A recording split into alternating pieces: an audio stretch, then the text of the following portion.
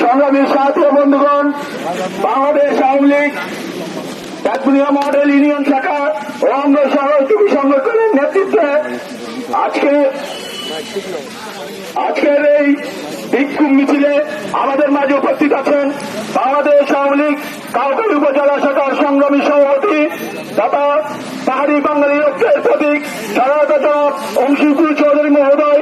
আমাদের মাঝে উপস্থিত আছেন বাংলাদেশ আওয়ামী লীগ কাউখালী উপজেলা শাখার সাবেক যুগ্ম সাধারণ সম্পাদক তথা কাউখালী উপজেলা পরিষদের সম্মানিত চেয়ারম্যান জনতা শামসুদ্দোহা চৌধুরী মহোদয়। উপস্থিত আছেন বাংলাদেশ আওয়ামী লীগ ডাকবুনিয়া ইউনিয়ন শাখার সংগ্রামী সভাপতি জনাব মনিরুদ্দিন মনির ভাই।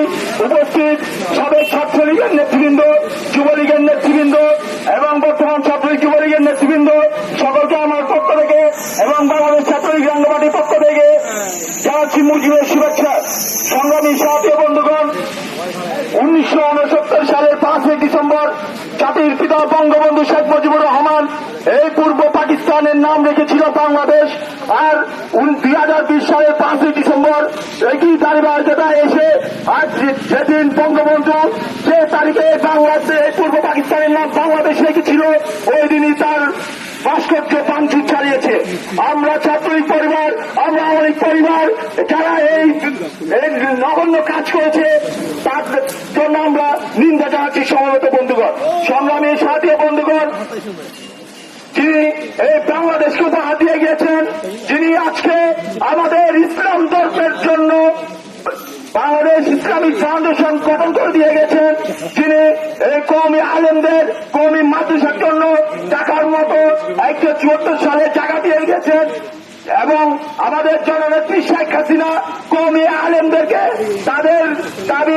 তাদের অনুরোধের প্রেক্ষিতে তাদেরকে সার্টিফিকেটের মান দিয়েছেন এবং বাংলাদেশের 484টি উপজেলায় এবং 64 জেলায় মডেল মসজিদ নির্মাণ করছেন।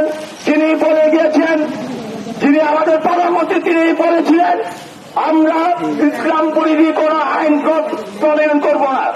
এই ইসলাম বিরোধী আইন প্রণয়ন না করার জন্য মাননীয় প্রধানমন্ত্রী যা যা উদ্যোগ গ্রহণ তা তিনি উদ্যোগ গ্রহণ করেছেন। বাংলাদেশ আওয়ামী লীগকে আজকে যারা ইসলামের বিরুদ্ধে দাঁড় করতে চাচ্ছে, যারা জননেত্রী শেখ হাসিনাকে ইসলামের বিরুদ্ধে দাঁড় করাতে চাচ্ছে, তাদেরকে আমরা হুঁশিয়ার করে বলতে চাই, আমরা বাংলাদেশ ছাত্রলীগ, বাংলাদেশ যুবলীগ যতক্ষণ পর্যন্ত রাজপথে আছে ততক্ষণ পর্যন্ত এমন কোন দৃষ্টান্ত আপনারা দেখাতে পারবেন না।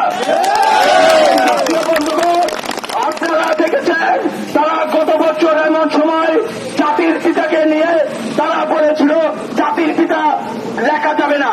যখন এটার পক্ষে বিপক্ষে বিভিন্ন অভিমত আসছে, যখন আলেম ওলামারা জাতির পিতার পক্ষে যখন দলিল পেশ করেছে তখন তারা চুপ হয়ে গিয়েছে।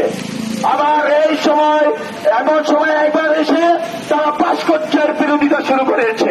সংগ্রামী সাথী বন্ধুগণ, তারা পবিত্র কোরআনের ভুল ব্যাখ্যা দিয়ে আজকে যারা এই সাধারণ ইসলাম মানুষের উপর যারা জুলুম সৃষ্টি করতে চাচ্ছে তাদেরকে আমাদের আজকে এখান থেকে হুঁশিয়ার করে বলতে চাই, আমরা ইসলামকে সম্মান করি, আমরা কোন আলেম ওলামার বিরুদ্ধে নয়, কিন্তু যারা ইসলামের লেবাস করে ধর্ম ব্যবসা করতে চাইবে তাদের দাঁত ভাঙা জবাব দেওয়া হবে।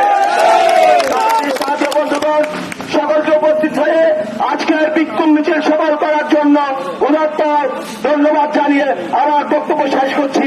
জয় বাংলা, জয় বঙ্গবন্ধু। দেখা